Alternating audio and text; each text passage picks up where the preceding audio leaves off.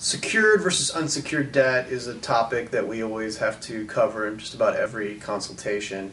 The idea behind secured debt is that if I borrow money from the bank to buy a car, then the bank has a hook into me, I owe the money, but they also have a hook into their collateral, the car. So if I stop paying the bank, they can either come after me by filing a lawsuit, or they can forget about me and just go take their collateral and repossess it.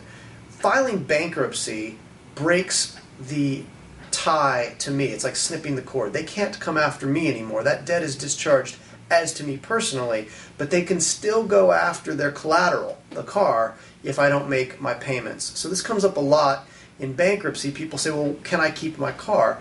And the answer is yes, you can. You'll have to keep making your payments if you want to keep it. And technically, the bankruptcy law says that you have to reaffirm, although very often I see people not reaffirming and just making their payments, and the banks typically don't want the car back. They'd rather just keep getting paid.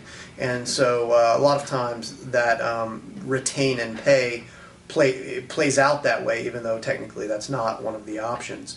But the key thing to remember about secured debt is that they really have hooks into you and collateral, whereas unsecured debt, they just have an obligation from you personally to pay them, and if you stop paying them, they have to file a lawsuit, get a judgment, and then use that judgment to try to find some non-exempt property of yours that they can take.